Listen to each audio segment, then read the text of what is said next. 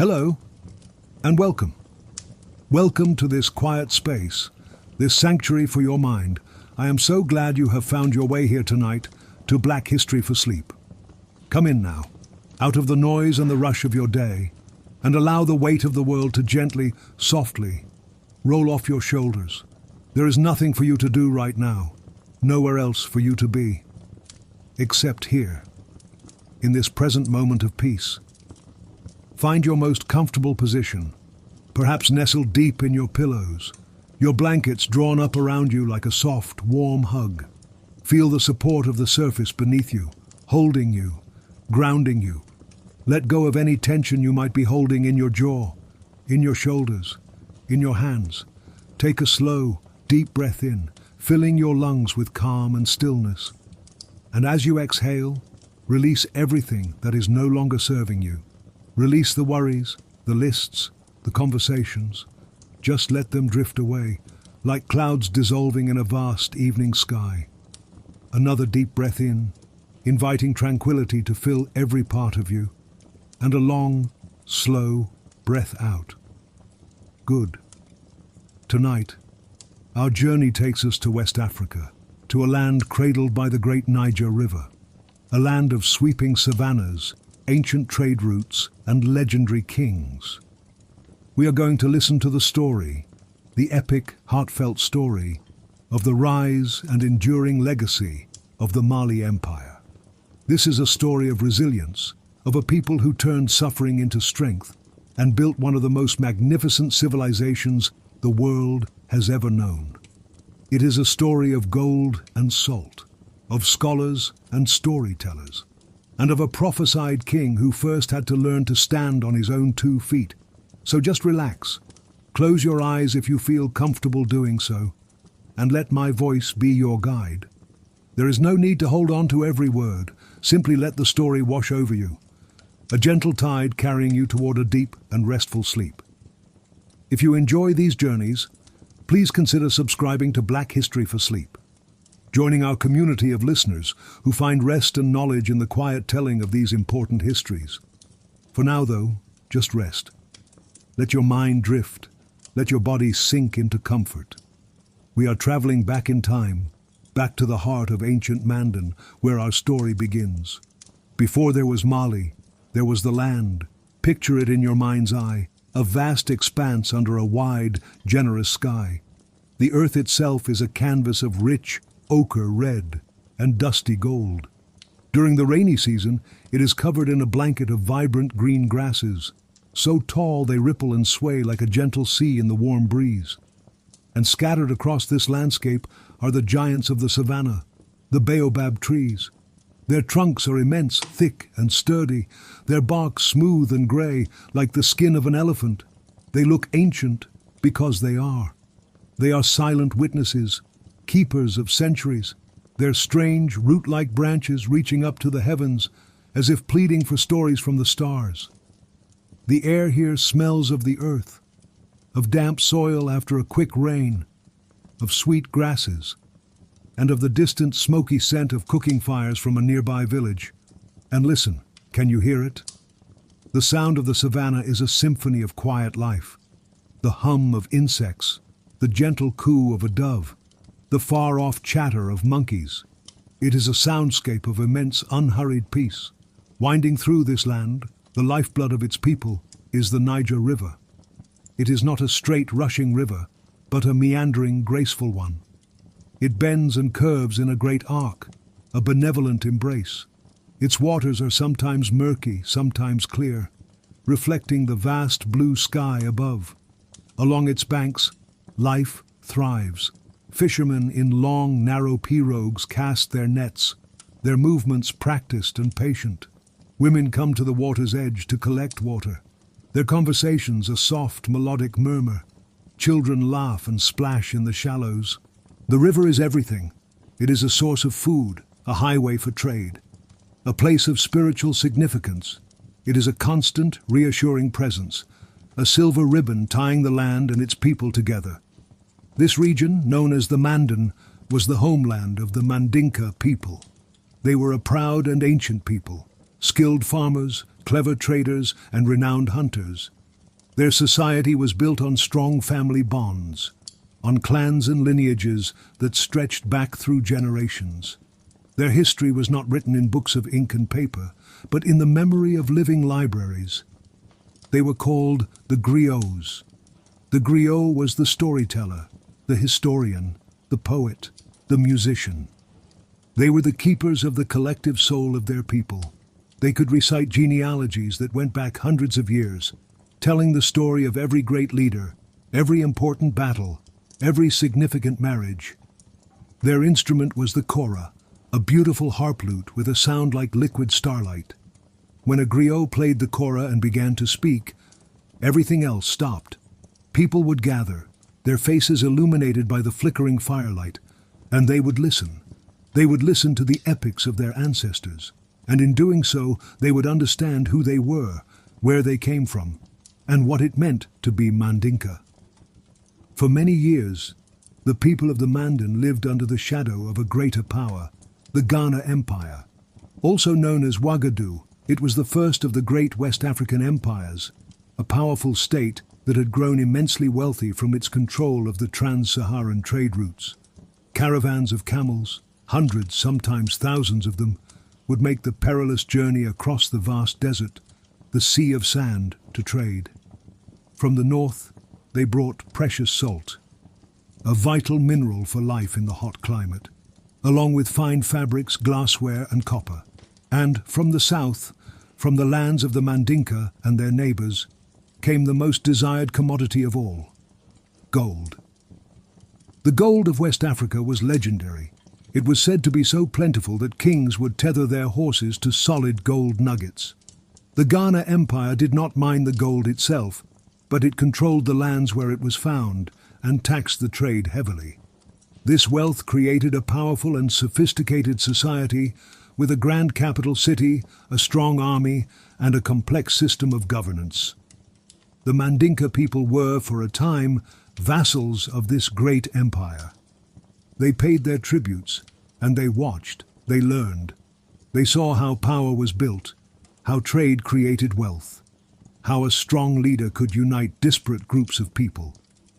They were a part of this world, but they also held onto their own identity, their own culture, their own stories whispered on the strings of the kora. But empires, like all living things, have a lifespan. By the 11th and 12th centuries, the Ghana Empire began to weaken, a combination of internal disputes, shifting trade routes, and pressure from outside forces caused its power to wane.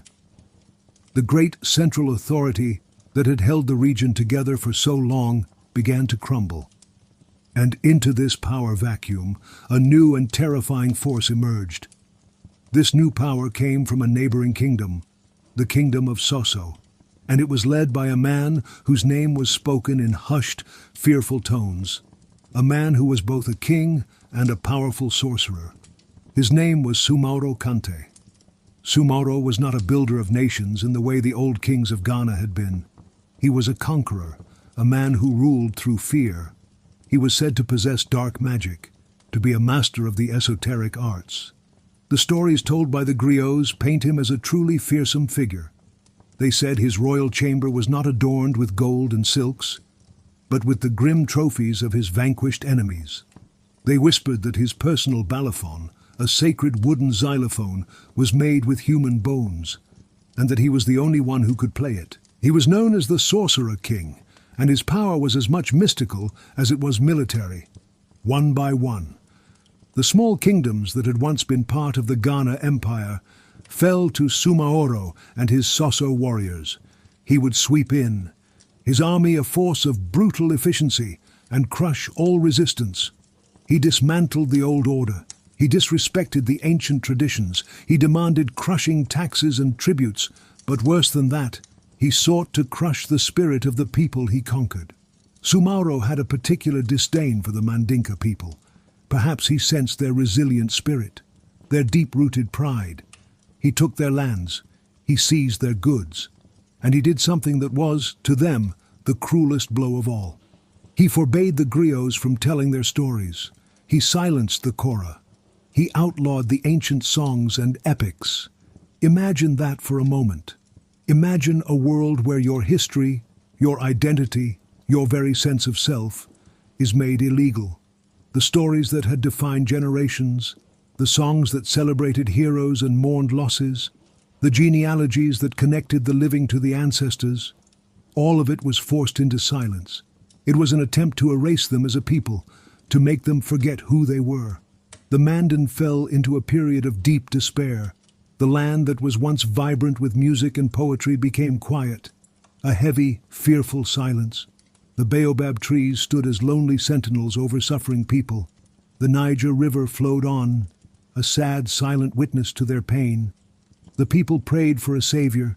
They whispered the old prophecies that spoke of a great leader who would rise from among them, a lion who would roar and unite the Mandinka people and cast out the darkness.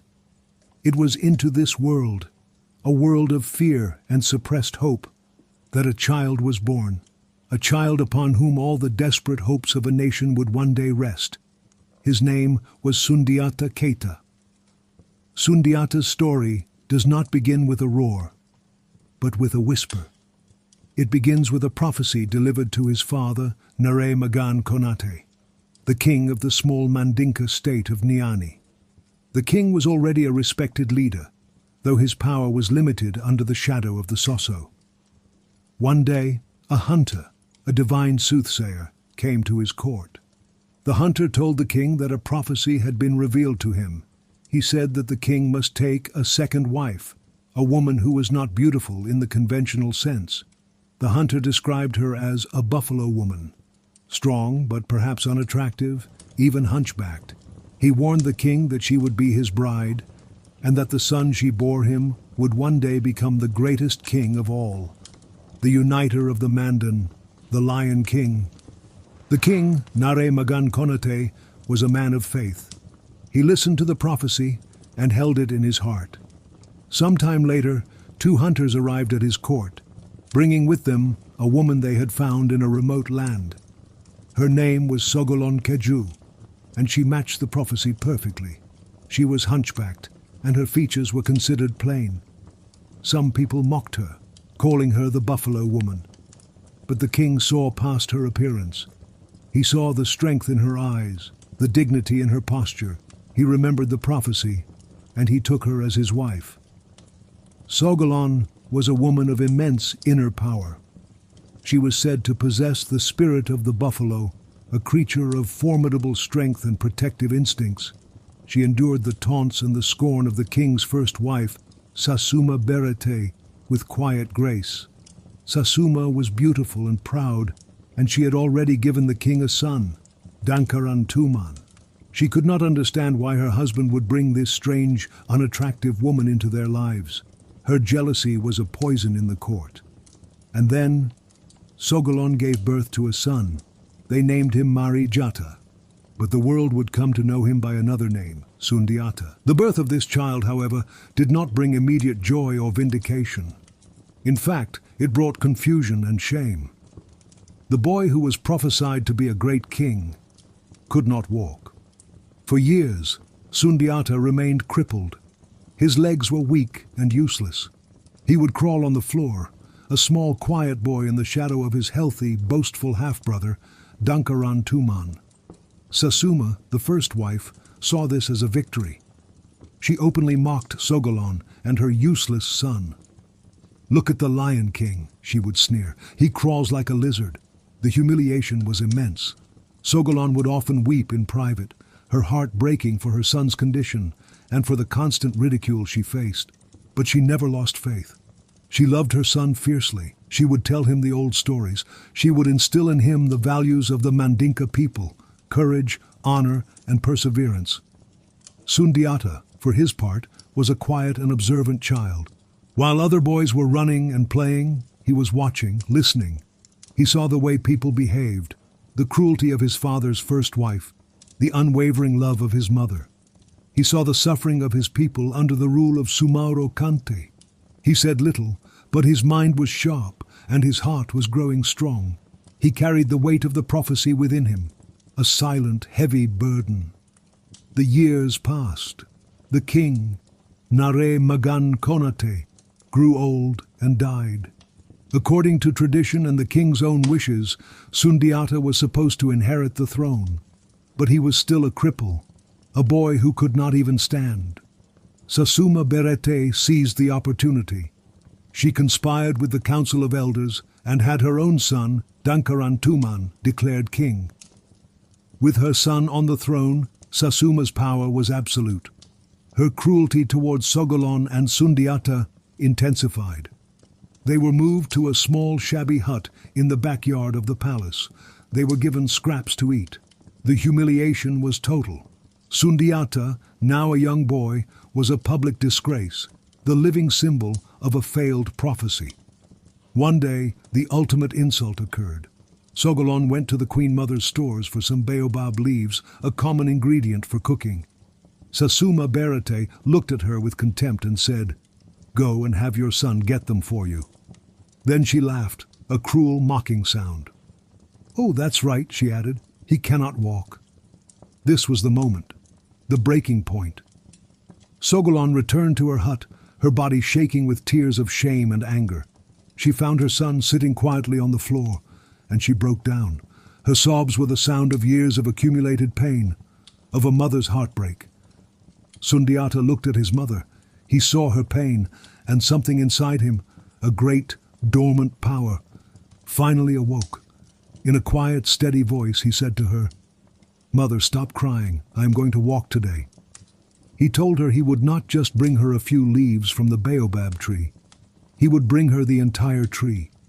He sent for the royal blacksmith to forge him the heaviest iron rod they could make. The blacksmiths, who respected the memory of the old king and pitied Sogolon, did as he asked. They brought a massive iron bar, so heavy that 6 men struggled to carry it. A crowd gathered. Sasuma and her court were there, ready to watch this final, pathetic attempt at dignity and to laugh at the inevitable failure. They placed the huge iron rod before the boy on the ground. Sundiata looked at it. He placed his small hands upon the cold, hard iron. He strained. His muscles, unused for so long, trembled and burned. The crowd held its breath. Sasuma smirked. He pushed. The iron rod bent under the immense pressure of his grip. It bent into a bow, and then, slowly, agonizingly, he began to rise. He put all of his will, all of his mother's love, all of the hope of his people into that single act. His legs, which had never held him, shook violently. Sweat poured down his face. And then, with a great cry that was half roar, half sob, he stood. He stood tall. The crowd gasped. The laughter of the Queen Mother died in her throat. Sogolon watched, her tears now tears of unbelievable joy. Sundiata Keita, the boy who could not walk, was standing. The prophecy was not dead. The lion was on his feet. He took a step, then another. He walked to the baobab tree, and with a strength that seemed to come from the very earth itself, he uprooted it and carried it back to his mother's hut. The news of this event spread like wildfire through the kingdom. The boy who was a cripple was now a symbol of impossible strength. Sasuma Berete was no longer amused. She was terrified.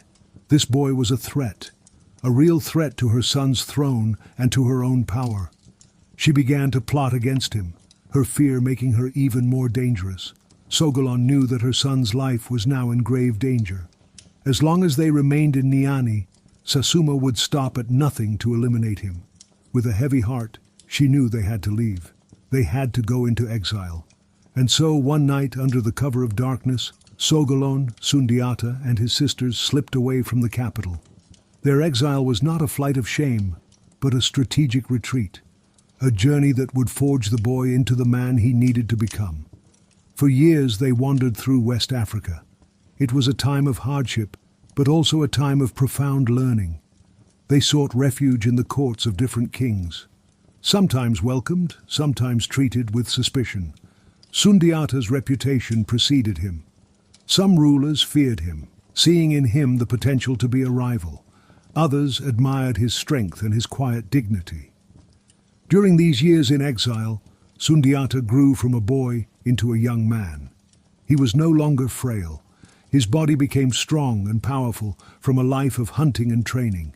He became a skilled warrior, a master horseman, a brilliant strategist. But more importantly, he learned about people. He learned about diplomacy from the kings who gave him shelter. He learned about loyalty from the friends he made along the way. He learned about the different cultures and languages of the diverse peoples of the savanna. He spent time in the court of the king of Mema, a city far from his homeland. The king of Mema, Tunkara, saw the greatness in the young prince. He took Sundiata under his wing, treating him like a son. He taught him the arts of war and governance. Sundiata rose through the ranks of the Mema army, eventually becoming the king's viceroy, his second in command. He was respected, admired, and powerful in his own right. But he never forgot who he was. He never forgot the land of his birth, the Mandan. He never forgot the suffering of his people under the tyranny of Soumaoro Kanté. While Sundiata was in exile, Soumaoro's power had only grown. The sorcerer king had finally conquered Niani, Sundiata's home. The puppet king, Dankaran Tuman, had fled in terror, proving his weakness to all. Soumaoro's grip on the Mandan was now absolute and more brutal than ever. The silence he had imposed grew deeper. The despair of the people became a constant, aching wound. But they had not forgotten the prophecy. They had not forgotten the boy who had uprooted a baobab tree. Whispers of his deeds in exile reached them, carried by traveling merchants and griots who defied Soumaoro's laws in secret. These whispers became a fragile thread of hope. The elders of the Mandinka clans, unable to bear the oppression any longer, met in secret. They knew they could not defeat Soumaoro on their own. They needed a leader who could unite them, a leader with the strength and the destiny to set them free. They needed the son of Sogolon. They decided to send a delegation to find him. They searched for years, following rumors and stories, traveling from one kingdom to another. Finally, they arrived in Mema. They found him there, a strong, confident young man, the viceroy of a powerful king. They brought him news of his homeland, of the increased suffering of his people. They presented him with the traditional symbols of the Mandinka, soil from his homeland, and a piece of an ancient tree. And they delivered a simple, powerful message. Your people need you. The Mandan is waiting for its king. It is time to come home. Sundiata stood before them, the years of exile having prepared him for this very moment.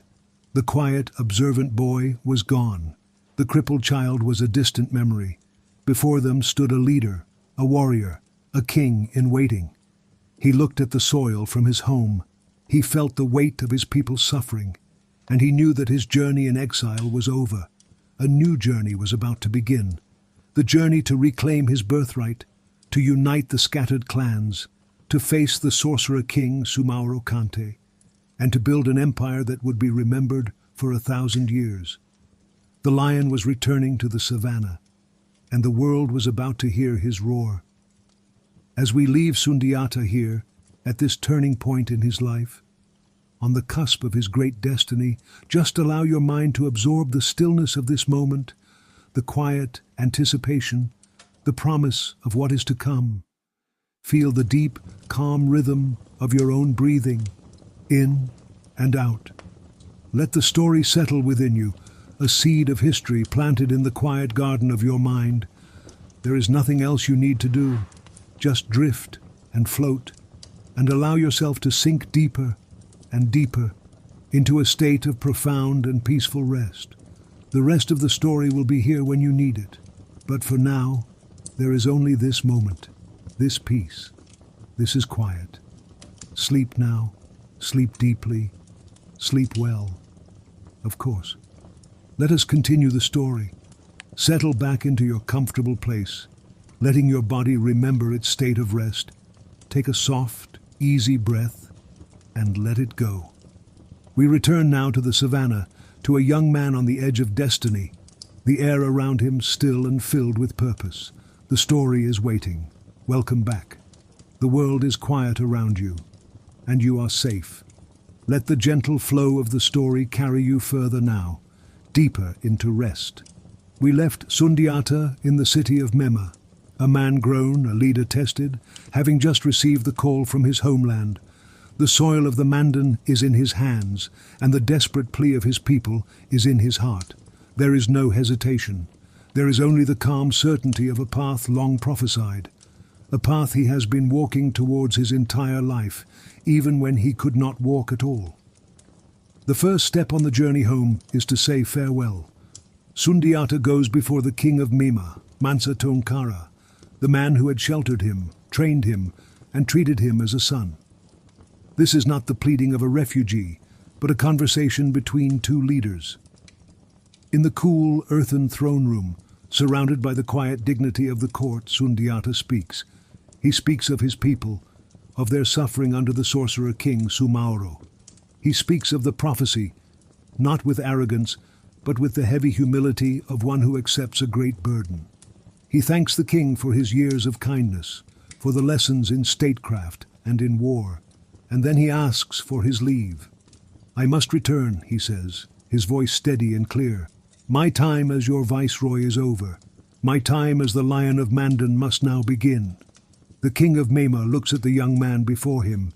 He sees the boy he took in so many years ago, now transformed. He sees the strength in his shoulders, the wisdom in his eyes.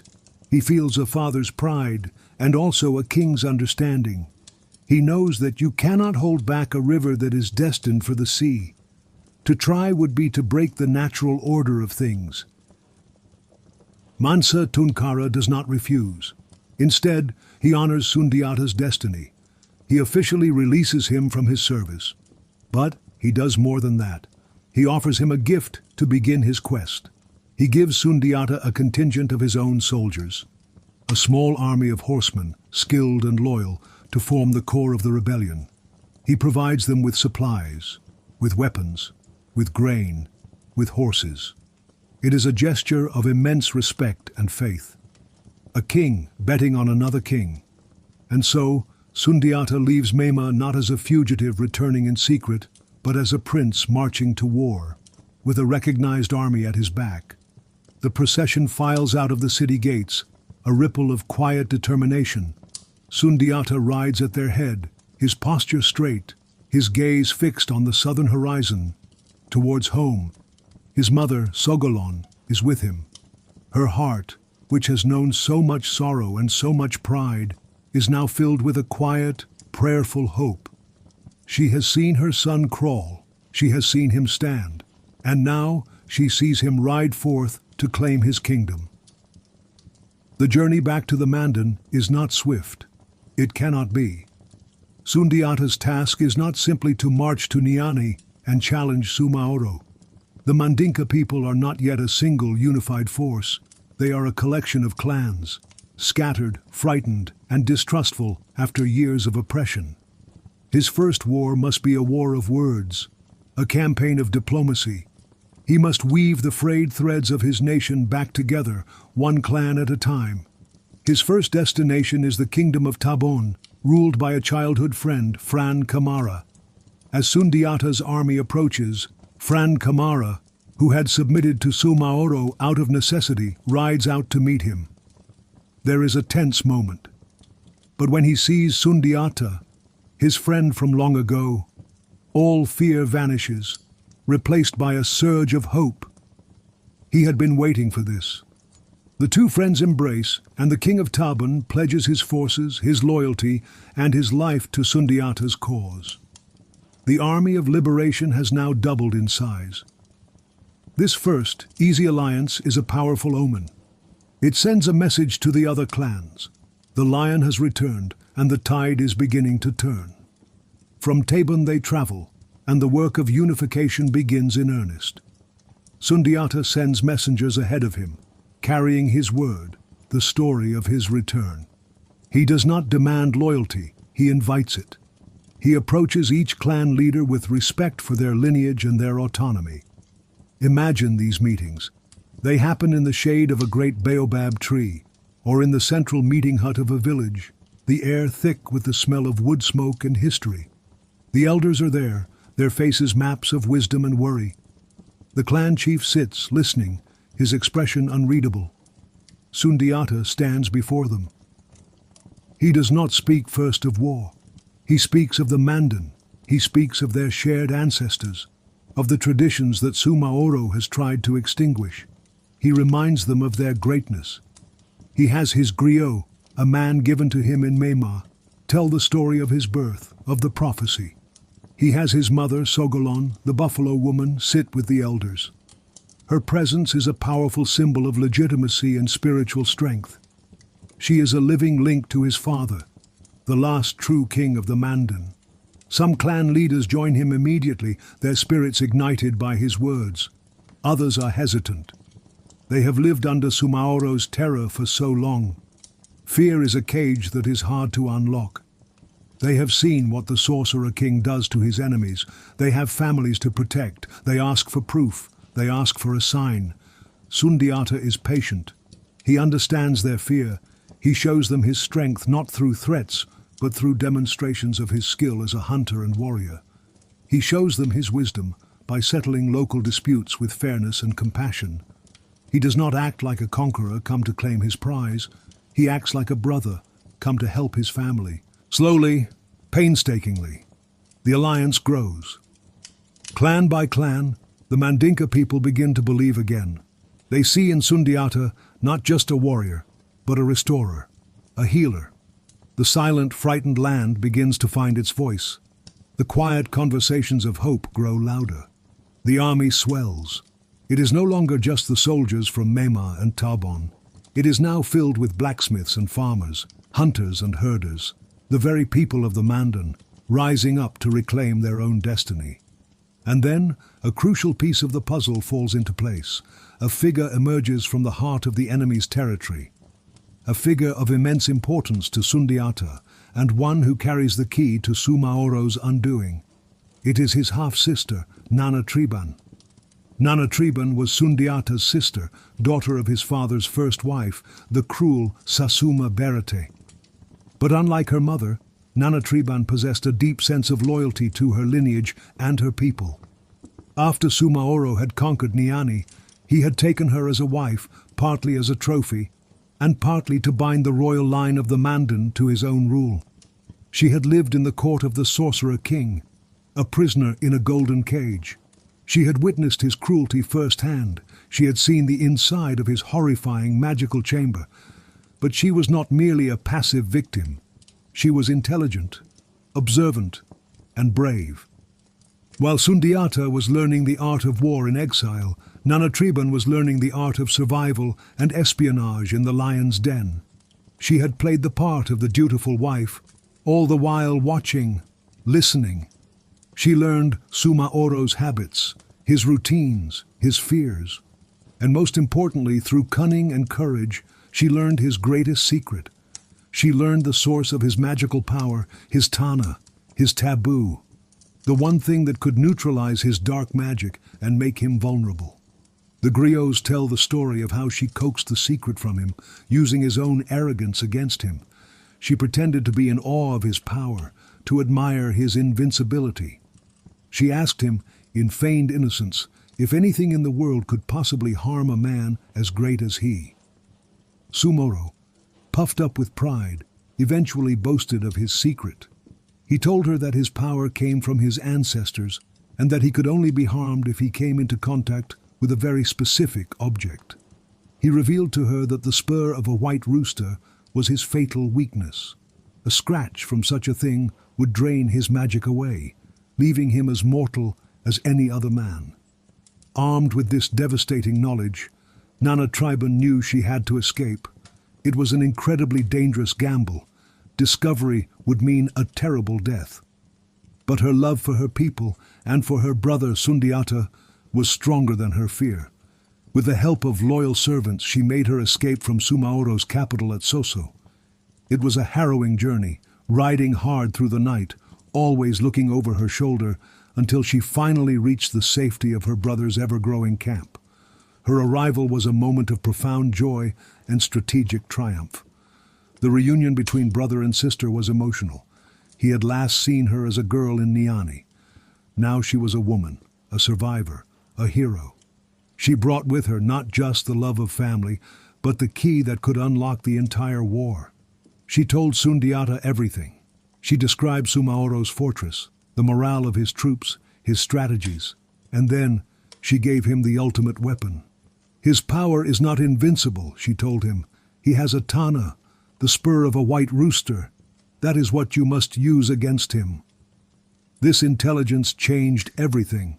The war was no longer just a matter of steel and strength. It now had a focal point, a clear, achievable, almost magical objective. Sundiata now knew how to defeat the man. He just had to find a way to get close enough to use the weapon. Nanatriban's bravery became a rallying cry. Her story spread through the camp, a testament to the resilience of the Mandinka spirit. If a woman could survive the court of the sorcerer king and bring back his deepest secret, then surely their army could face him on the field of battle. Her courage lit a new fire in the hearts of the soldiers. With this new knowledge, and with the alliance of the Mandinka clans now strong and consolidated, the nature of the conflict shifted. It was time to move from gathering forces to direct confrontation. Sundiata began a series of strategic military campaigns. These were not yet the final decisive battle, but rather a series of probing attacks and skirmishes designed to test the enemy, to liberate key towns, and to further build the confidence of his own army. He did not fight like Soumaoro. Soumaoro's strategy was one of terror and brute force. Sundiata's was one of cunning, speed, and surprise. He used his deep knowledge of the land, learned during his childhood and his long exile.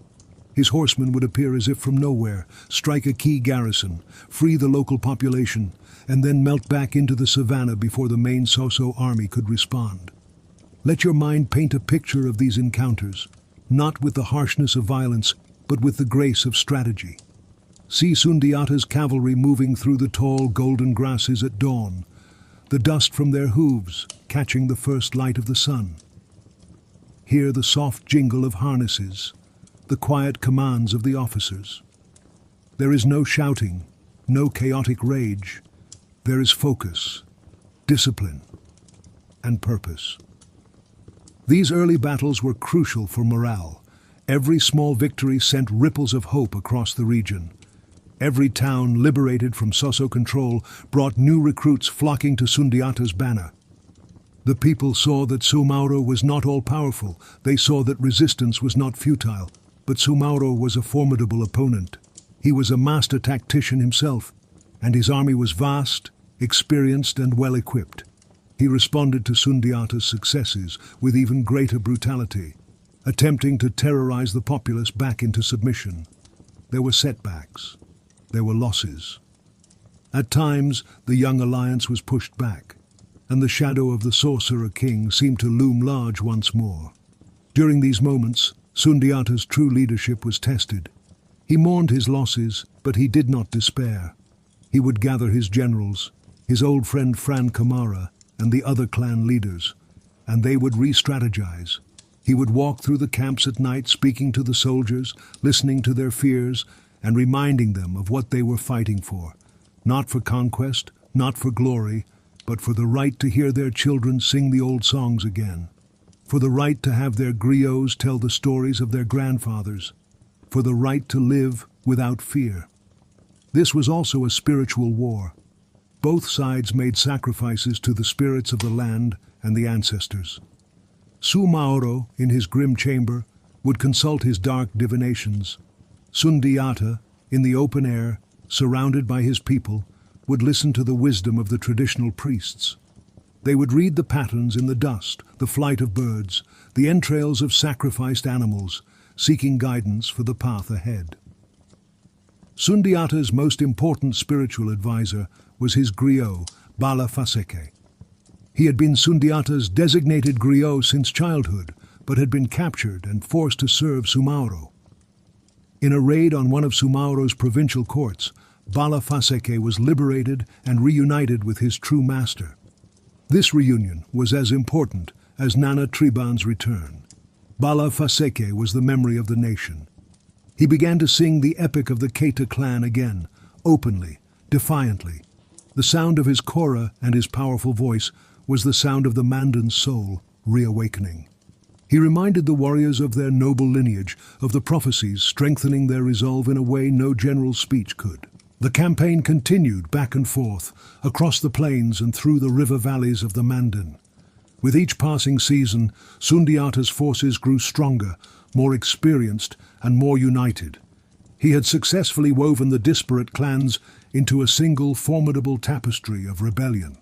The people of the Mandan were no longer a conquered tribe. They were an army with a single purpose and a single prophesied leader. Finally, the moment came. The constant skirmishes, the strategic victories, the growing rebellion, it had all forced Soumaoro's hand. He could no longer ignore the threat. He could not allow this fire to keep spreading. He had to extinguish it, once and for all. Soumaoro gathered the full might of the Soso Empire. From all corners of his domain, his vassal kings and their warriors were summoned. He assembled a vast army, far larger than Sundiata's. It was a terrifying spectacle of power, meant to crush the rebellion through sheer numbers. He marched this army from his capital and headed towards the Mandan, intending to meet Sundiata in a single, decisive battle that would end his upstart challenge forever. Sundiata, learning of this movement, also gathered his entire force. The clan chiefs, the warriors, the horsemen from Mema, the blacksmiths with their spears, the hunters with their bows, they all came together. A great council of war was held. Balafaseke sang the epics of the heroes of old. Sacrifices were made. The diviners declared that the time was auspicious. Nana Triban reminded her brother of the secret weapon. An arrow was specially prepared, its tip replaced with the sharpened spur of a white rooster. This arrow was given to Sundiata himself. It was his hand that would have to deliver the blow that would break the magic. The two armies marched towards each other. The destiny of West Africa hung in the balance. They would meet on a wide, flat plain near a town called Kirina. This would be the place where the future was decided. As Sundiata's united army marched, a new feeling was in the air. The fear that had blanketed the land for so long was finally burning away, replaced by the heat of courage. The silence was broken by the sound of thousands of marching feet, the jingle of equipment, and the low, steady beat of war drums, like the unified heartbeat of the nation. They were no longer hiding. They were marching in the open, under the wide African sky, to meet their oppressor face to face. Let your mind rest now in this moment of quiet resolve. Picture the scene. The vast savanna stretching out to the horizon. The sun beginning to set, painting the clouds in hues of orange and deep purple. The army of the Mandan makes its final camp for the night. The fires are lit, small points of light against the gathering dusk. There is a calm in the camp, a sense of readiness. The long exile, the patient diplomacy, the strategic battles, it has all led to this. Tomorrow, they will face the sorcerer king. Tomorrow the lion will confront the darkness. Feel the peace of this moment before the storm, the deep collective breath of a people on the verge of liberation. There is no more to do today. The story is poised. It will wait for you. Allow yourself to feel that same sense of readiness, a readiness for deep restorative sleep. Let go of the day. Let go of all your thoughts and sink gently, peacefully, into the quiet of the night. Of course, let us return to the quiet plains of Kirina on the eve of the great battle. Find your comfort once more, release the day, and let the story guide you gently onward. The air is still, and a great change is about to sweep across the land. Welcome back to this quiet space. The world outside continues on its way. But here, we are held in stillness. We are held in the story. Let your breath be your anchor. A slow, steady tide rising and falling. With every exhale, feel yourself sinking just a little deeper into the soft comfort beneath you. Letting go and go. We left the armies of the Mandan and the Soso camped upon a great plain. Two oceans of humanity poised to collide with the rising sun. A night of quiet anticipation has passed, and now, dawn is breaking over Kirina. The first light of morning is soft and grey, a gentle washing of the deep indigo night. It touches the land with a cool, delicate hand. A thin mist clings to the low-lying areas of the plain, softening the edges of the world, making the vast landscape feel intimate and sacred. The air is cool and clean, carrying the scent of damp earth and the faint, smoky smell of thousands of campfires now dying to embers. In the camp of the Mandinka, the world awakens not with a jolt, but with a murmur. It is the sound of quiet preparation, the clink of a harness being fastened, the soft stamp of a horse's hoof, the whisper of a prayer. Warriors check the strings of their bows, their movements practiced and economical. They dip their hands into pots of water, washing the sleep from their faces. There is a deep, resonant calm here. It is the calm of shared purpose. Every person here, from the highest noble to the humblest farmer, knows why they have come. They are not here for gold or for glory. They are here to reclaim the sunrise.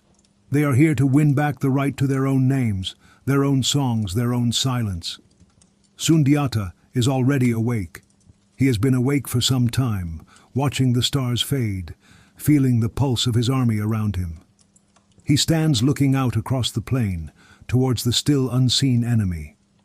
He holds the special arrow in his hand, its rooster spur tip a strange and potent secret. He feels its weight, the weight of his sister's courage, the weight of his people's hope. Balafaseke, his griot, stands a respectful distance away. He is not singing now. His kora is silent. This moment is too quiet for music. It is a moment of pure, focused intent. Across the plain, the camp of the Soso awakens differently.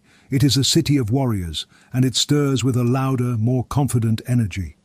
The sounds are of boasting and of sharp commands. It is the sound of an army that believes in its own invincibility.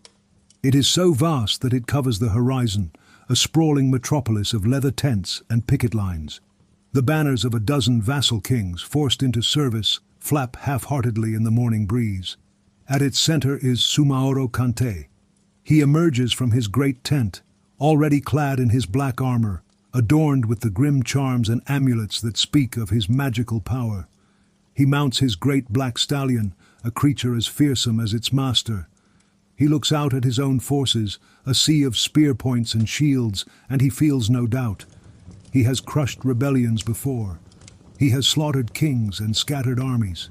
This boy, this cripple-turned prince, is just one more obstacle to be swept aside. His power is absolute. His magic is infallible. The fear he inspires is his greatest weapon, and he has wielded it for a lifetime. He believes this day will be his greatest, most terrible triumph. As the sun climbs higher, burning away the mist, the two armies move. They spill onto the plain, forming their lines of battle. The sheer scale of it is hard to comprehend. It is as if the earth itself is mobilizing. Soumaoro's army is a terrifying spectacle, a vast solid wall of men stretching for miles. In the center, his elite guard, the most fearsome warriors in the empire. On the flanks, the armies of the subjugated kings, their hearts not truly in the fight, but their bodies trapped by duty and fear. The air around them seems to crackle with menace. The sound is a low, rumbling threat, the collective growl of a predator. Sundiata's army is smaller, visibly smaller. From a distance, it might look as though they have no chance, but their strength is of a different kind. It is not the strength of numbers, but the strength of unity. As they form their lines, they are not a collection of disparate units, but a single body. The blacksmiths, with their powerful arms and heavy hammers, form a formidable infantry. The hunters, masters of the bow, take their positions, their eyes sharp and knowing. The horsemen from Mema and Tabon, including Sundiata himself, form the swift, mobile cavalry. They are a tapestry woven from the very threads of the Mandan, and as they stand, waiting, Balafaseke finally raises his voice. He begins to chant the lineage of the Keita clan. The ancient names of Sundiata's ancestors ring out across the plain, a reminder of who they are and from whence they came. The sound is not a war cry. It is a declaration of existence. The battle begins. It does not start with a wild, chaotic charge. It begins with a great, terrible surge. Soumaoro gives the command, and his vast front line moves forward. The ground itself trembles. The sound is a deafening roar. The clash of drums, the blare of war horns, and the shouts of tens of thousands of men. It is a wave of steel and fury designed to overwhelm and terrify. Sundiata's forces hold their ground. They brace themselves, shields locked, spears pointing outwards. The first impact is immense, a jarring, shuddering shock that ripples through the Mandinka lines. The battle is joined. Let your mind see this not in flashes of brutal detail, but as a great swirling dance of purpose and chaos. See the colors of the banners, the deep indigo of the Mandinka against the stark blacks and reds of the Soso. See the sun glinting off 1,000 spear points. Hear the thrum of bowstrings and the whistle of arrows, the deep percussive clang of metal on metal, of wood on leather. See the dust, kicked up by thousands of feet and hooves, rising to form a thick, choking cloud that half obscures the field, turning the fighters into ghostly silhouettes. For hours the battle rages. The two armies are locked in a desperate struggle. Sundiata's warriors fight with the courage of people defending their homes. They fight with a desperate, determined energy. Soumaoro's forces fight with the discipline of a professional army and the arrogance of victors. The tide of battle ebbs and flows. The Mandinka line bends, but it does not break. Sundiata, on his horse, moves behind his troops, his presence a constant source of encouragement. He calls out to his men, reminding them of their purpose, his voice a point of calm in the raging storm. But Soumaoro is a brilliant general, and he has a terrible power. He holds his elite guard in reserve, and he watches the flow of the battle, looking for a weakness. He finds one. One of the flanks, commanded by his friend Fran Camara of Tabon, begins to tire. Soumaoro sees his chance. He unleashes his son and his personal guard in a devastating charge aimed directly at that weakening point. And at the same time, he unleashes his magic. The griots say that as Soumaoro fixed his will upon the field, the sky above seemed to darken. A strange, unnatural gloom settled over the battle. The air grew heavy. A wave of pure psychic fear rolled out from the sorcerer king, washing over the Mandinka warriors. It was a cold, draining terror that had nothing to do with the physical danger of the battle. It was the dread of facing something that was not entirely human. Men who had been fighting bravely for hours suddenly felt their strength leave them. Their arms grew heavy, their hearts filled with a nameless despair. They began to fall back. The line wavered on the verge of collapse. Soumaoro watched, a grim smile on his face. This was how he always won. Not just with swords, but with the soul-crushing weight of his own dark spirit. The battle was his. But he had forgotten about the boy who had uprooted a baobab tree. Sundiata saw it happening. He saw the fear in his men's eyes. He saw his friend's flank beginning to crumble. He felt the unnatural chill in the air. He knew this was the moment. The decisive point upon which all of history would pivot. He spurred his horse, breaking away from the guards around him. He charged towards the front, towards the chaos. Balafaseke saw him go, and his voice rose in a great cry, chanting Sundiata's name, calling on the spirits of his ancestors to protect him. Sundiata rode like the wind, a flash of determined energy. He did not shout a challenge. His focus was absolute. Across the swirling melee, through the dust and the gloom, he saw him.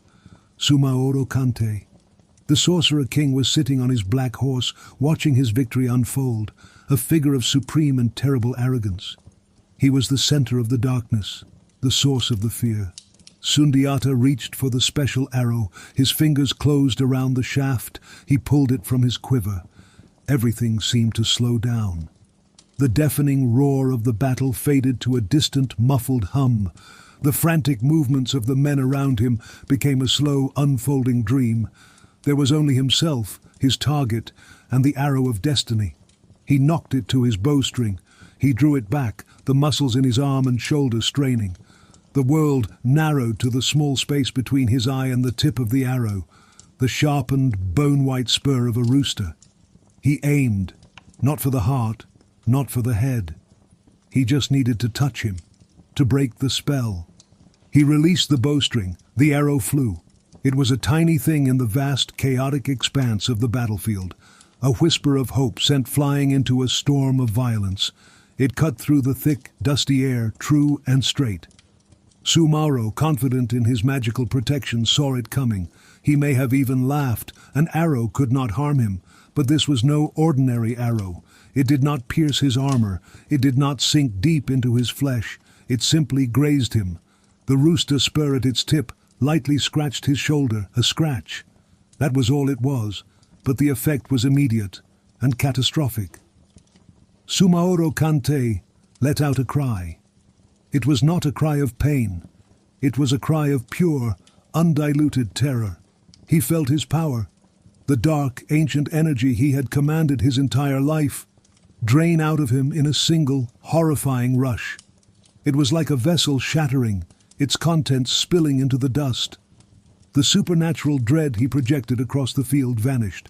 The sky above him seemed to brighten, the natural sunlight returning.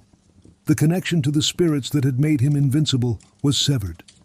He looked down at his hand, and for the first time he saw the hand of a mortal man, a vulnerable man. And then he looked up, and he saw Sundiata charging towards him, no longer just a boy, but the embodiment of the justice that had finally come for him.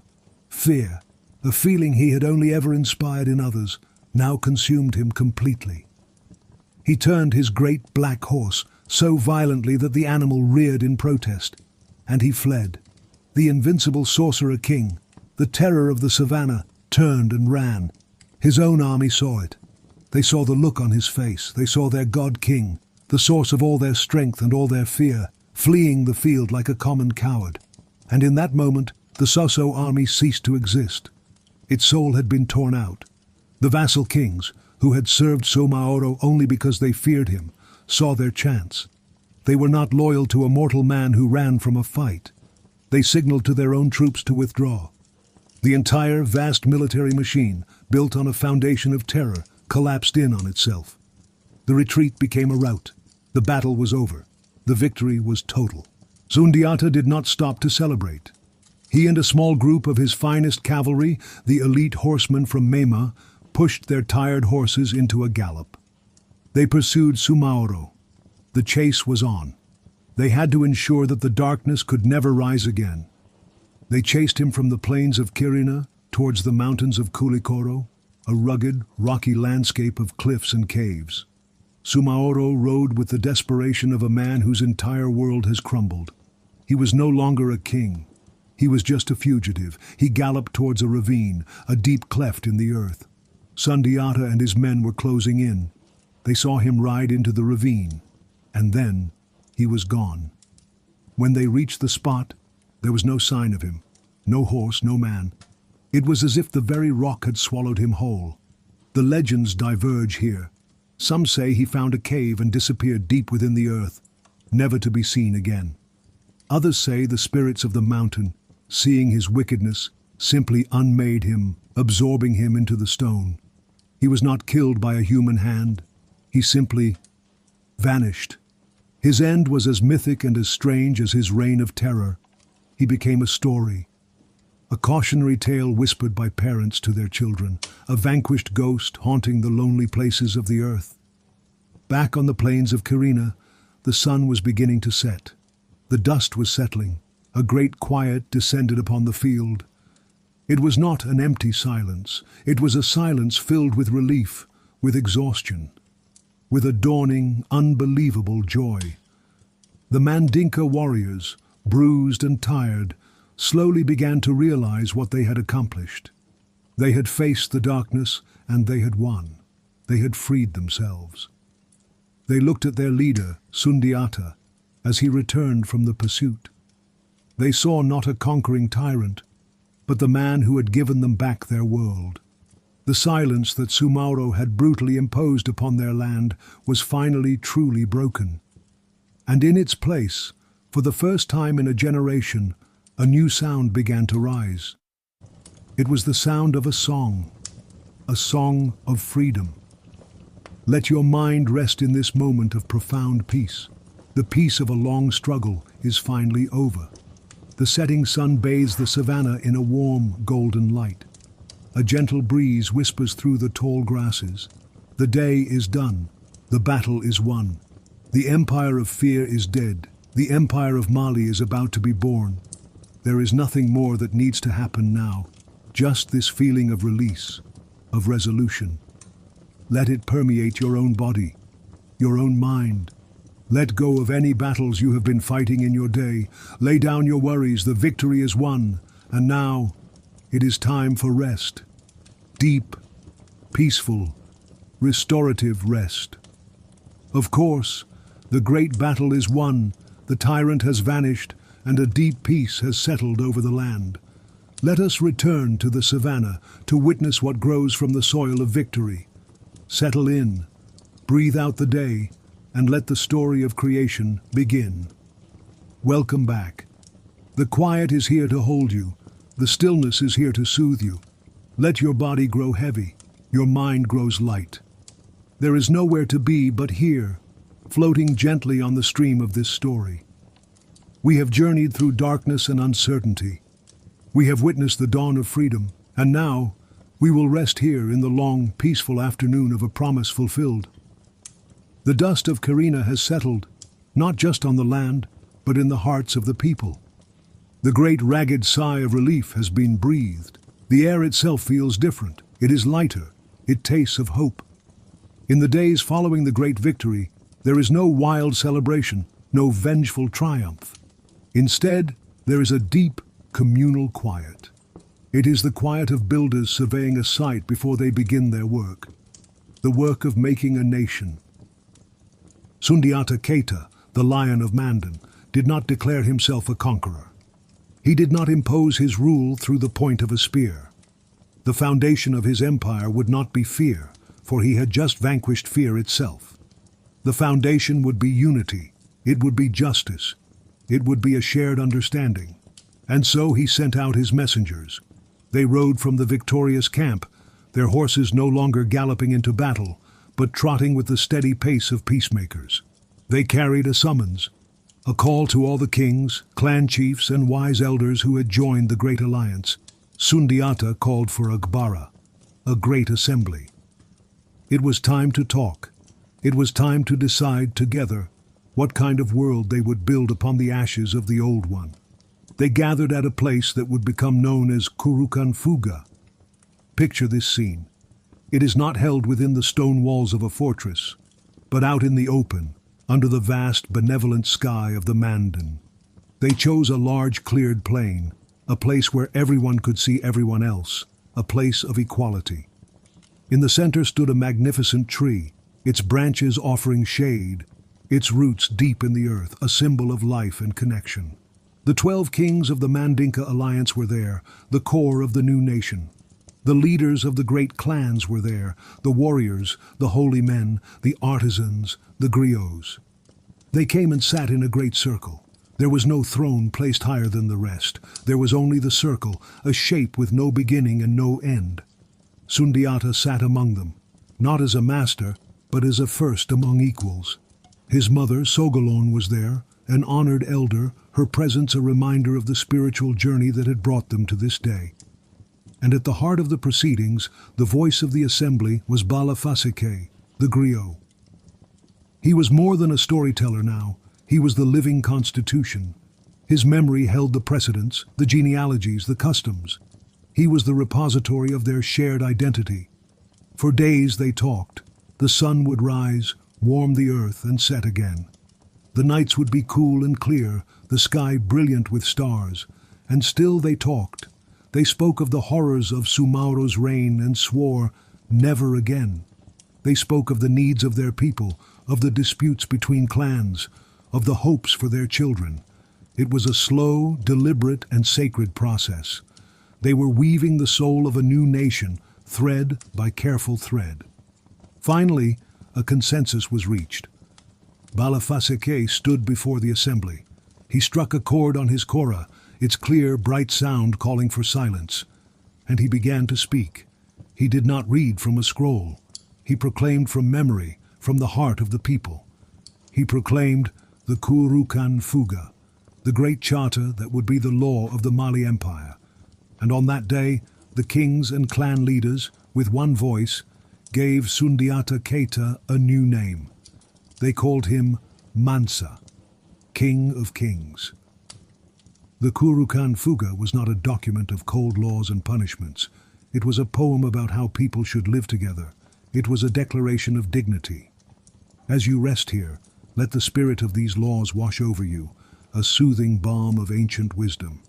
First, Balafasake proclaimed the foundation of their new world. He sang, "Every human life is a life."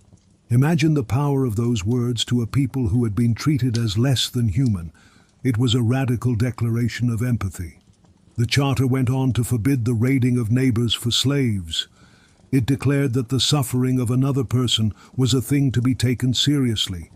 It didn't abolish all forms of servitude overnight, an institution ancient and complex, but it cut off the brutal, predatory source of new enslavement that had defined the era of the sorcerer king. It was a promise. Your life is precious. Your neighbor's life is precious.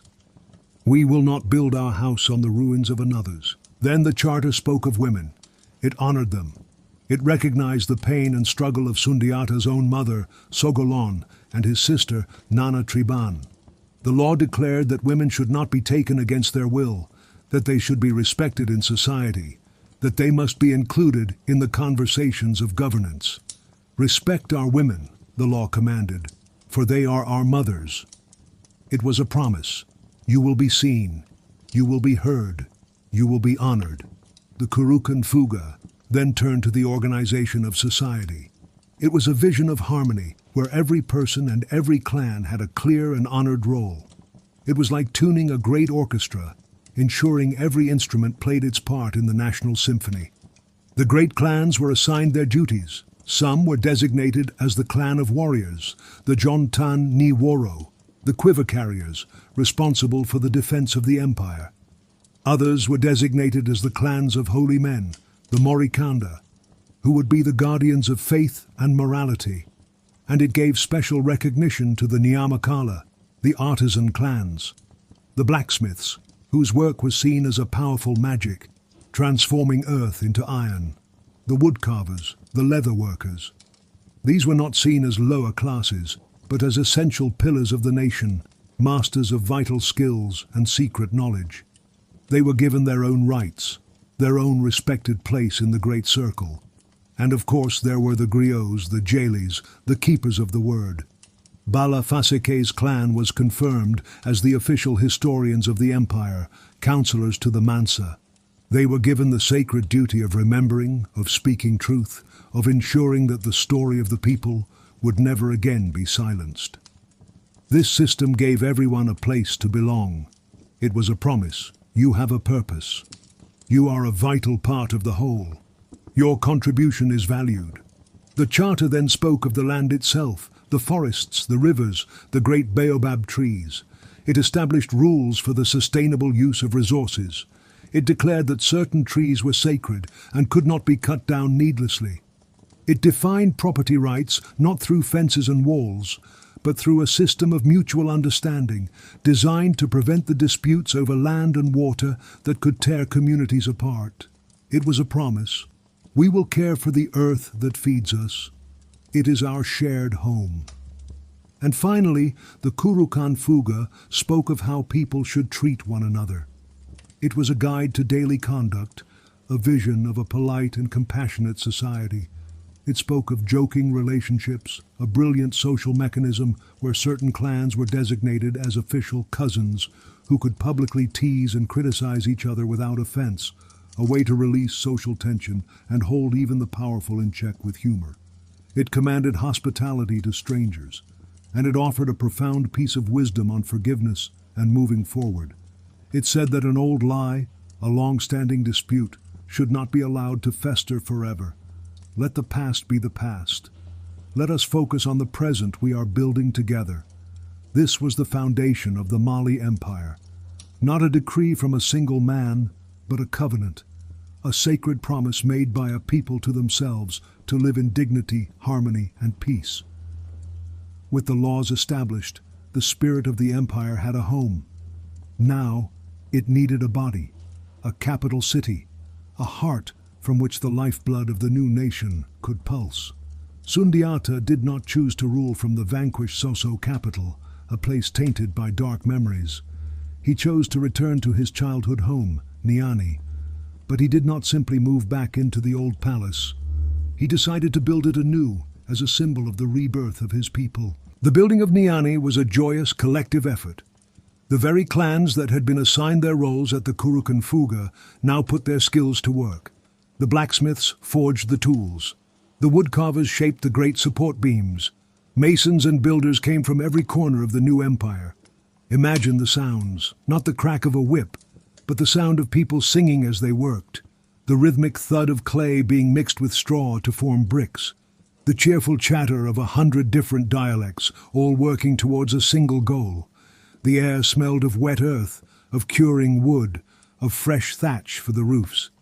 They built a great audience hall for the Mansa, large enough to hold the council of elders and receive visitors from far and wide. They built a grand mosque, for Islam had been a growing faith in the region for centuries and was respected within the empire. They built comfortable, spacious quarters for the different clans, allowing them to live together in the capital while maintaining their own traditions. Most importantly, they built a magnificent market. It was designed to be the commercial heart of West Africa. Wide, clean avenues were laid out. Stalls were erected. Niani was built not just to be a seat of power, but a beacon of prosperity, a place where the wealth of the empire could be gathered and shared. The city rose from the savanna, a testament to the power of a united people. It was a city built not on fear, but on the principles of the Kurukan Fuga. It was a home. From this new capital, Sundiata organized his vast empire. It stretched for thousands of miles, encompassing many different peoples, languages, and cultures. He was wise enough to know that he could not and should not rule it all with an iron fist. The empire was designed as a federation. The loyal kings who had fought alongside him at Kirina were confirmed as governors, or tinkurus, of their own lands. They managed their own local affairs, respected by the central government. Sundiata's army was not used as an occupying force, but as a patrol, keeping the roads safe and ensuring peace. They were protectors, not oppressors. This system created stability. The old, endless cycle of petty wars between kingdoms came to an end. For the first time in generations, a great peace settled over the land. They called it the Pax Mandinka, the Mandinka peace. And under the protection of this peace, something miraculous began to happen. The land began to flourish. The prosperity of the Mali Empire was built on a foundation of peace, but its engine was trade. And the trade was fueled by two precious commodities, gold and salt. The gold came from the south, from the fields of Bambouk and Bure. This was the legendary gold of West Africa, desired by merchants from as far away as Europe and the Middle East. Under the empire, the mining and trade of this gold were organized and protected. Sundiata himself was called the master of the gold. The empire didn't hoard it, but used it as the basis for a vibrant international trade. Let your mind drift along these newly secured trade routes. See the caravans, long lines of merchants and donkeys, moving freely without fear of bandits. They carry the precious gold dust wrapped in leather pouches, heading north. And from the north, across the vast and formidable Sahara Desert, came the other treasure, salt. In the hot climate of the savanna, salt was not a luxury. It was essential for life, for preserving food and replenishing the body. The great salt mines were at Tagaza, deep in the desert. Imagine the arrival of a salt caravan. It would be a sight to behold. A river of hundreds, even thousands of camels emerging from the shimmering heat of the desert. Each camel is laden with huge, rough-hewn slabs of pure crystalline salt. The value of this salt was immense. In some parts of the empire, it was said that a pound of salt was worth a pound of gold. The Mansa controlled this trade, ensuring a fair exchange. The gold flowed north, the salt flowed south, and at the meeting points of these great trade routes, cities began to boom. Ancient towns that had long existed on the banks of the Niger River, like Jenne and Gao, experienced a new golden age. And another city, one whose name would become legendary throughout the world, began its rise to prominence. Timbuktu. Under the peace of the Mali Empire, Timbuktu transformed from a simple seasonal camp into a bustling cosmopolitan hub. Picture its markets. They are a kaleidoscope of color, sound, and smell. The vibrant blue cloths of the Tuareg nomads next to the rich red leather goods from the south, the scent of exotic spices, of dates and figs from the northern oases. You can hear a dozen different languages being spoken, Mandinka, Berber, Arabic, as merchants haggle good-naturedly. It is a place of connection, of exchange, not just of goods, but of ideas, of culture, of knowledge. And so the empire that Sundiata built took shape. It was strong, it was just, and it was prosperous. The quiet, crippled boy who had been mocked and exiled had fulfilled the prophecy beyond anyone's wildest imagination. He had not just become a king, he had become the father of a nation. His reign, after the Great War, was long and largely peaceful. It was a time of consolidation, of building, of watching the seeds planted at the Kurukan Fuga grow into a mighty forest. The land was at peace, the laws were respected, the granaries were full, the people were safe. Let your mind rest now in this image of a thriving, peaceful empire. The sun is setting over the savanna, casting a long, warm, golden glow over the city of Niani. From the great audience hall, you can hear the soft melodic sound of a kora being played. It is the sound of a story being told, a story of freedom and renewal. The promises made under the great tree at Kurukan Fuga have been kept. The lion is at rest, his kingdom secure around him. This is the legacy of Sundiata, a legacy of peace. Feel that peace settle over you now, the peace of a job well done, the peace of a world put right. Let it be your peace. Let it carry you now into a deep and untroubled sleep. Of course, the great empire is built, the land is at peace, and the legacy of the Lion King is secure. Let us now travel forward in time to see the magnificent heights this empire would reach. Settle into your final state of comfort. Let your body feel heavy and your mind feel free. As we listen to the last chapter of this story, welcome back, or perhaps you have been here all along, drifting on the gentle currents of this story. It does not matter. You are here now, in this quiet moment. And you are welcome. Let your breath be slow and easy, a soft rhythm in the background of your awareness. Let the world outside fade away completely until there is only the sound of my voice and the deep restorative peace of your own rest. We have witnessed the birth of an empire, founded not on fear, but on the sacred idea that every human life is a life. We have rested in the long peace created by its founder, the great Sundiata Keita. And now, we will watch as the seeds he planted come into their most magnificent golden bloom. The final years of Sundiata's reign were as the Kurukan Fuga had envisioned them, a time of quiet prosperity and stability. The Mansa, the Lion King, grew old. The fire of the warrior had softened into the warm, steady glow of a wise elder. He had seen his prophecy fulfilled. He had seen his people freed. He had seen them united and prosperous. He had built a house large enough for all his family to live in peace. His work was done. The griots do not tell of a dramatic, tragic end for the first great Mansa.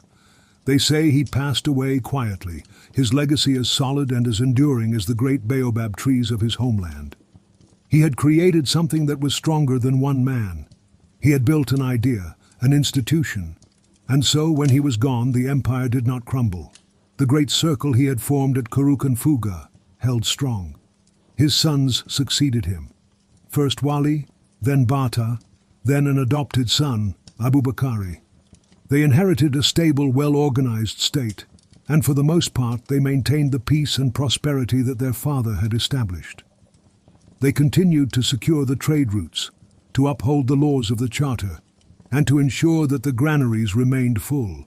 The empire was like a great ship, set on a true and steady course by its first captain, and his successors had the wisdom to keep it on that course.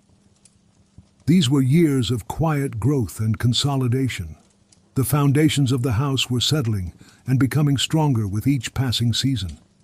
But the story of Mali was destined for one more spectacular, world-altering chapter.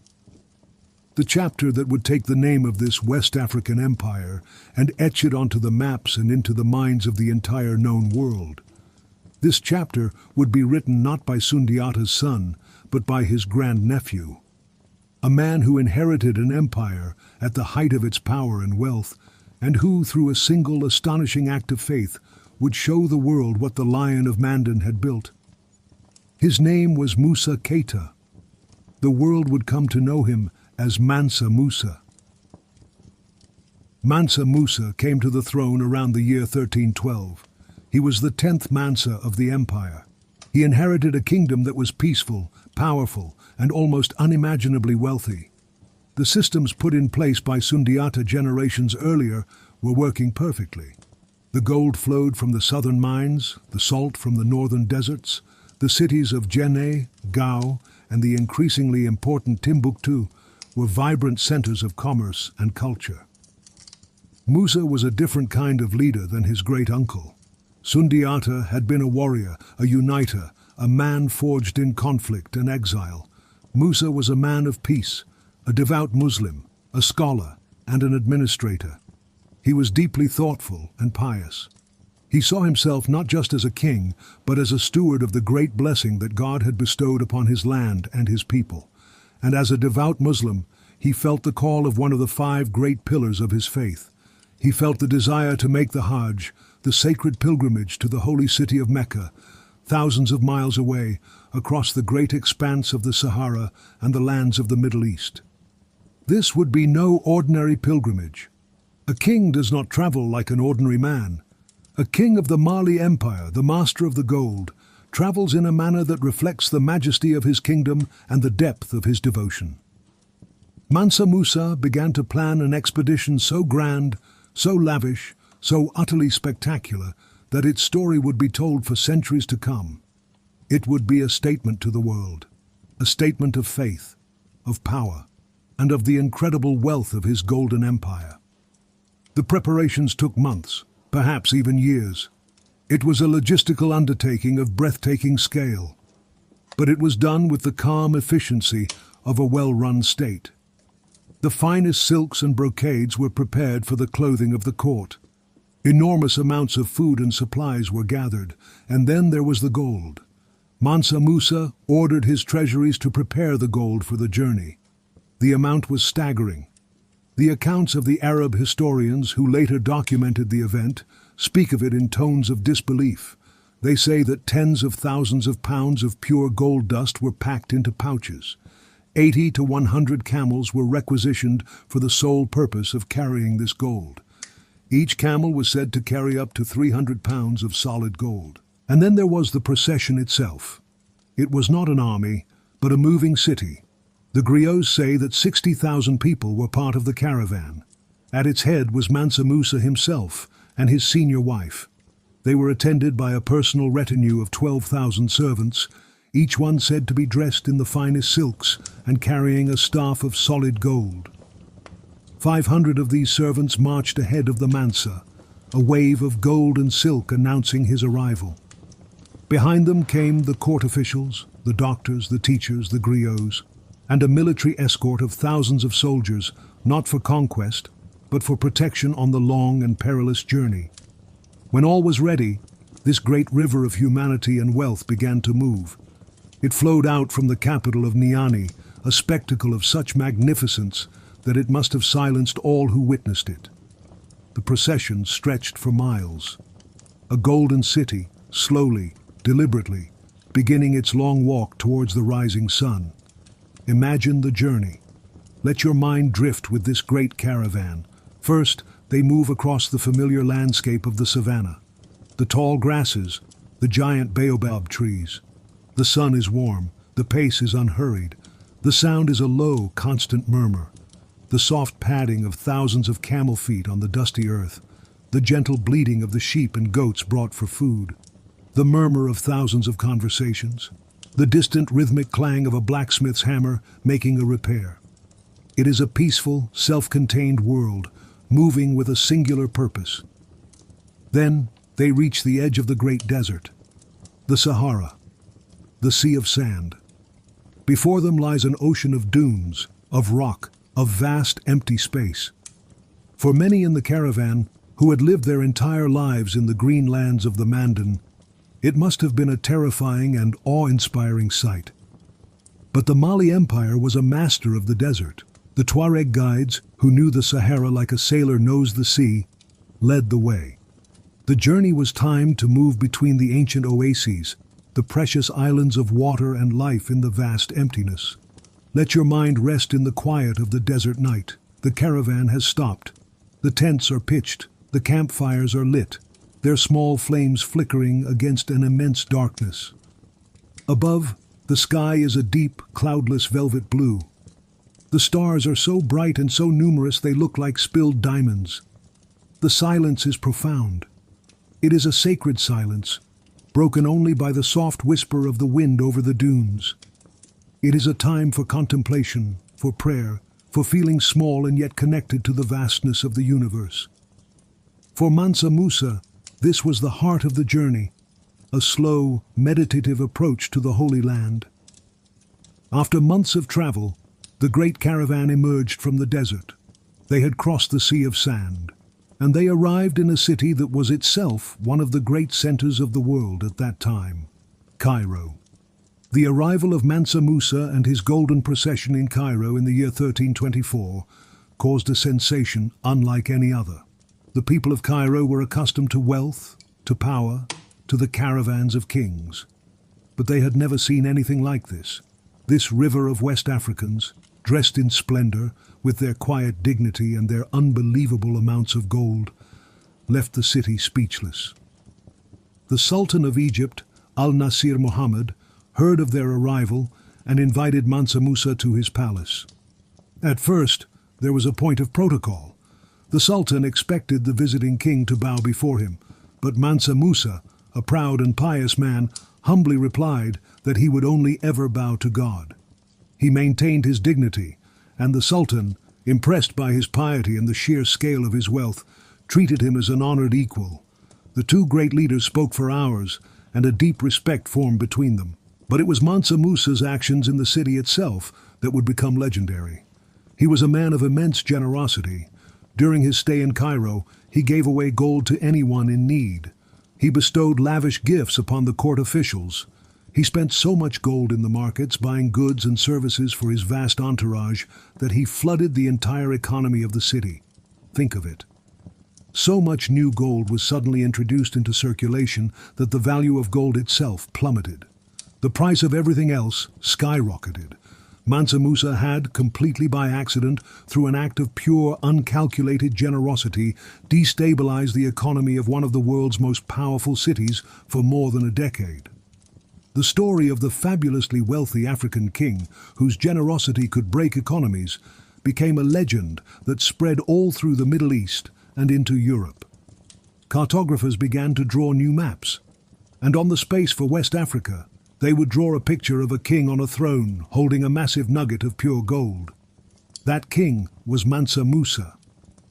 From Cairo, Mansa Musa completed his pilgrimage to Mecca, performing the sacred rituals of the Hajj with deep and sincere devotion. His spiritual quest was fulfilled, and now it was time to go home. But the journey home was not just a return, it was a new mission. Mansa Musa had not just given away gold, he had also absorbed knowledge. He had seen the magnificent architecture of Cairo and Mecca. He had spoken with the greatest scholars and thinkers of the Islamic world. He wanted to bring that brilliance, that knowledge, back to his own empire. He began to recruit. He offered handsome rewards to the most skilled architects, the most learned scholars, the most talented poets and doctors to come back with him to Mali. The most significant of these was a man named Abu Ishaq al-Sahili. He was a poet and an architect from Andalusia, in Spain, which was then a great center of Islamic culture. Al-Sahili agreed to return with the Mansa, to bring his architectural vision to the heart of West Africa. The caravan that returned to Mali was as impressive as the one that had left, but it now carried a new kind of treasure: human knowledge. When Mansa Musa returned to his empire, he began a great project of cultural and architectural transformation. He commissioned Al-Sahili and other builders to construct magnificent new buildings in the major cities. In Timbuktu, the legendary Jingwereber Mosque was built. Its towering minaret, made of plastered mud brick with wooden beams, or toron, sticking out from its sides, became an icon of West African architecture. This style, known as Sudano-Sahelian, was perfectly adapted to the climate, beautiful in its simplicity and its sculpted, organic forms. Even more importantly, Mansa Musa invested heavily in education. He funded the expansion of the Sankore Madrasa in Timbuktu, which grew into one of the world's great universities. Scholars from all over the Islamic world were drawn to Timbuktu, which became a city of books. Libraries were established, and a thriving trade in scholarly texts began. Students and teachers debated philosophy, theology, astronomy, and mathematics in its shaded courtyards. Timbuktu, the city of gold and salt, now became the city of knowledge. This was the ultimate legacy of the Mali Empire. It was not just the gold, it was not just the power. It was the creation of a sophisticated, complex, and deeply humane civilization in the heart of West Africa. A civilization that produced the wisdom of the Kurukan Fuga, the courage of Sundiata Keita, and the magnificent faith-driven ambition of Mansa Musa. A civilization that valued justice, honored knowledge, and created beauty. The empire, like all great empires, would eventually fade. Internal disputes and the rise of new powers, like the Songhai Empire, would lead to its decline over the coming centuries. But its legacy never disappeared.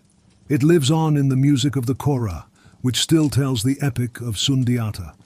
It lives on in the ancient mosques of Timbuktu and Djenné.